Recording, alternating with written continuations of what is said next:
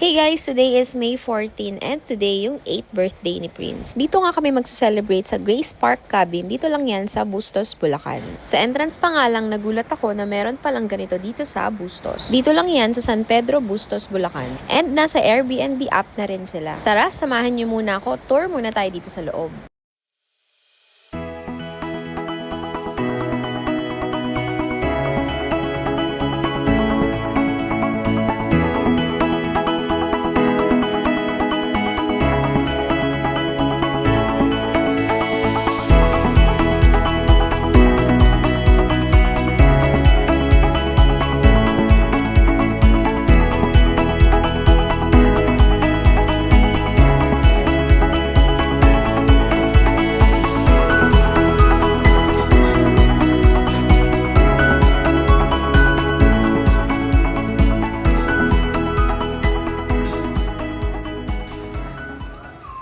So morning pa nga lang inayos na namin yung mga drinks. Nilagay na namin sa cooler and nilagyan na rin ng ice. Merong 3 cabin na available dito sa Grace Park Resort. Ang nabook nga namin ay itong black cabin. Sabi nga ni Tita Grace, ito na yung pinakamaganda and pinakamalaking cabin. Isa nga sa mga nagustuhan ko dito ay covered yung pool area nila. And fresh yung tubig, walang chlorine. Dito na nga kami nagpalagay ng tables and chairs sa harap ng white cabin. Kada cabin nga nila ay merong sariling pool. Gusto ko nga yung vibe dito para ka lang nasa Tagaytay. Isa nga lang ang request ng birthday boy natin, merong basketball and merong badminton. Perfect dahil dito nga sa Grace Park Cabin, meron din silang pickleball and table tennis area. Meron ding playground for kids. Yan nga pala yung brown cabin nila and on the right side is yung white cabin. One of the reasons nga pala kaya napili namin na dito mag-celebrate is dahil hindi sila nagbibilang ng number of packs. Most kasi nang na-inquire namin is maximum of 15 guests. Last minute nga nung napag-decide namin na magpa-cater na lang for 50 packs. Inisip na lang namin na ganun lang din yung magagastos kung o-order versus magpapa-cater. Yan nga pala yung mga food. Merong spaghetti, chop suey, chicken garlic parmesan, beef ribs caldereta,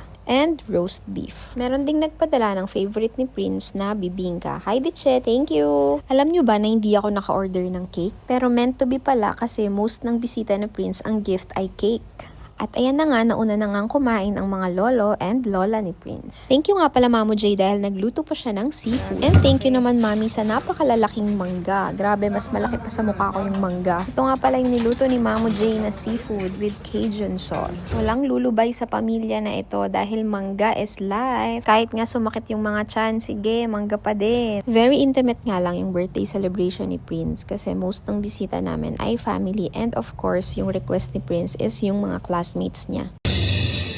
Happy birthday to you. Happy birthday to you. Happy birthday, happy birthday. Happy birthday to you.